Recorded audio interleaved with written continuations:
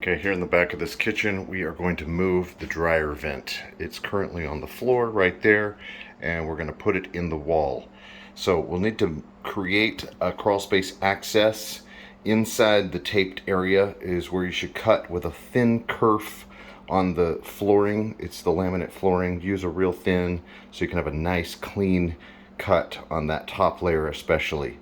Below the 3/8 of an inch thick laminate flooring is 3/4 inch particle board on top of 1.5 inch tongue and groove. So you're going to have to cut through all the 3 layers, and then to build it back, you can do a method that you like.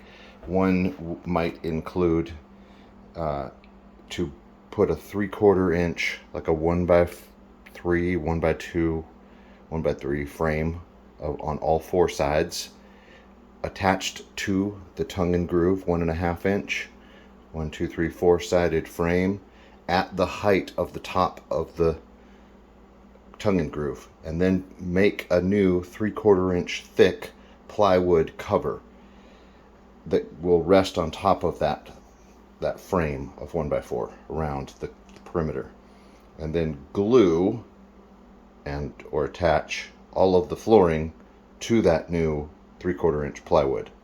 That would make the cover lighter to remove. Or you can just use all these same pieces and have a really heavy lid.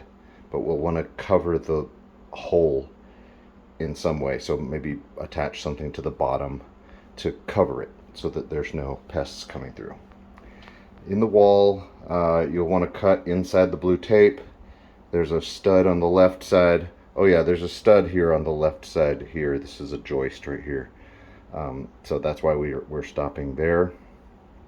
We're stopping here because there's a wall stud. So we're going to open up so that you can drill down through in the bottom of the wall and install the ducting in the wall, strap it into place. Goes down into the crawl space, and it exits about right here, 35 inches out. It's not very far at all.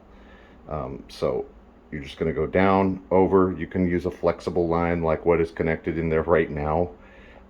It just needs to be taped. Don't put screws through the pipe. And it needs to be, taped nicely so that it's going to exit real cleanly, and clean up the exit hood out there.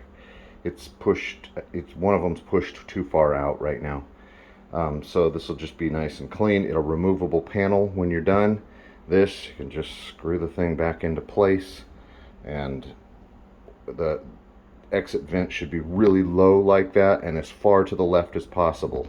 It would be great if we could get it like 2 inches farther left. Then it would be centered on the dryer, but we can't because of the stud, unless you figure out another option that is amazing.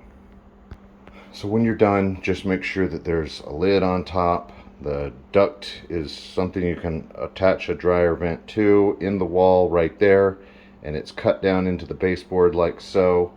The drywall is patched back on, and put this the dryer outlet cover back on there, and just leave it like that. And maybe caulk the cut sheetrock. You're going to cut the sheetrock really nice and clean, so just caulk the seam. And you can cut above the baseboard, so you don't even have to take the baseboard out. So you're cutting a square out there. That way you can drill down in there, dig around. You might have to cut with a plunging tool and drill multiple holes. Make your hole might be too big, but you're able to stick the pipe in, and then you can spray foam around the edge of the pipe to make sure that the thing is sealed and pests aren't climbing up in that cavity. About the tack down all of the flooring just on the outside of the cut.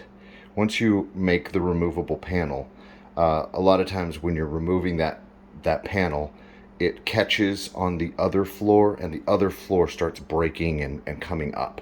So tack it down on all sides so that it's stable when we pull off the lid in the future.